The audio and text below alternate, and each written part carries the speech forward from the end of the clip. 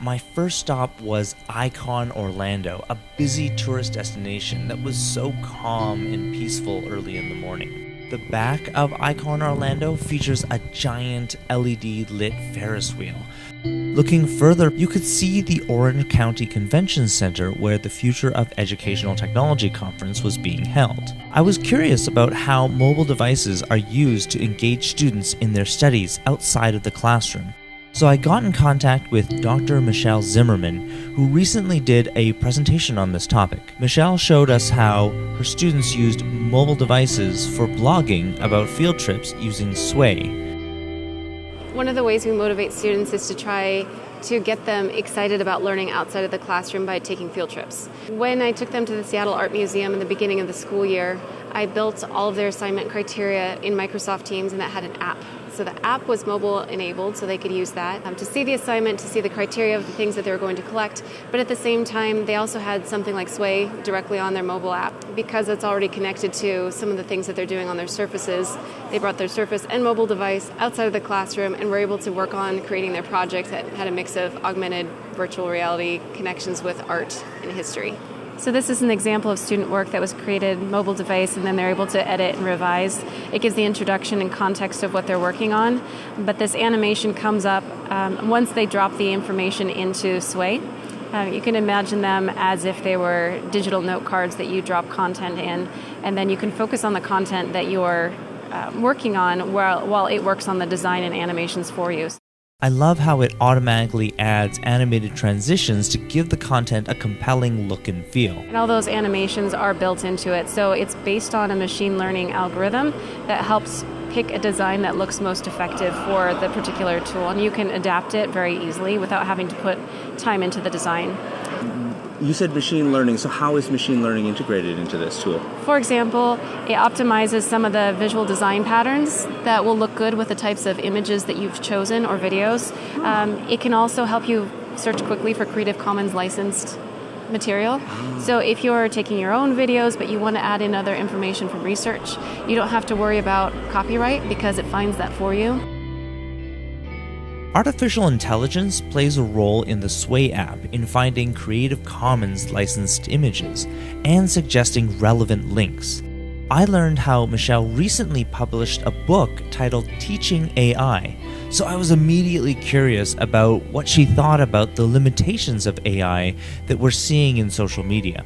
I've been thinking a lot about AI, and especially with fake news on Facebook, Yes. and ElsaGate, those types of videos. And there's a growing concern that AI has a really hard time with this critical thinking aspect of what is appropriate and what is not appropriate. The more that we have access to AI, the more people can manipulate the way that images are received through searches, through anything else. So more than ever, I think it's essential that educators are working with students to critically evaluate and know that that needs to be part of the human component and not just rely on machines to filter for us. And I'm hoping that the things that AI really emphasizes how to support that human-computer interaction, where it's facilitating still looking into cultures and traditions while we're using future of technology, that it's not letting go of one for the other, but still working in harmony together.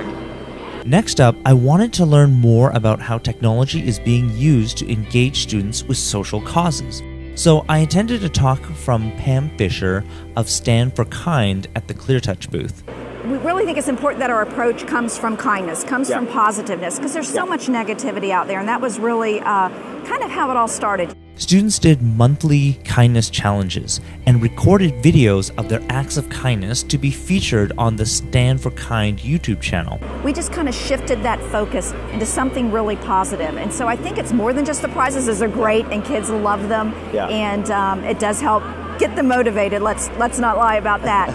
But it's a lot of fun, and we try to make it fun, and making it fun while they're learning and while they're developing and while they're changing their thought process of, you know what, I want to go to school, and I want it to be a positive environment, and I want it to be a safe place. I don't want to have to worry about things, and I want the student that I maybe didn't talk to last year, I want to be able to communicate with them and on a common ground and not be so divided. And of course, that's just important this time, especially in this day and age. The groups that participated won prizes and would be also eligible to attend a concert headlined by popular musicians including Lucas Graham and Imagine Dragons. Building on this theme of engagement, I had the pleasure of learning how Thomas and Kristen from Monroe County schools use Snowflake MultiTeach to engage not only students but also teachers in more professional development. One of the things we were looking for is ease of use. So right when we got in there, just through word of mouth, really through the teachers, they knew about Snowflake and they logged right in and started using it. This is not a whiteboard. This is no longer a whiteboard. This is actually an instructional tool. Like, it's being used, and it's so nice. My wife is a 5th grade teacher, so she happens to also have a projector in her room. And so now she's able to put that static stuff up on the projector and then have the kids go to the board and write out different problems. So she does science, so if they have some sort of equation or if they're doing something interactive, she can have a static instruction on the board and then actually interactive lessons on the panel that they can come through and go. That is so cool. Hey, thanks so much for watching. If you'd like to see more videos like this, please subscribe.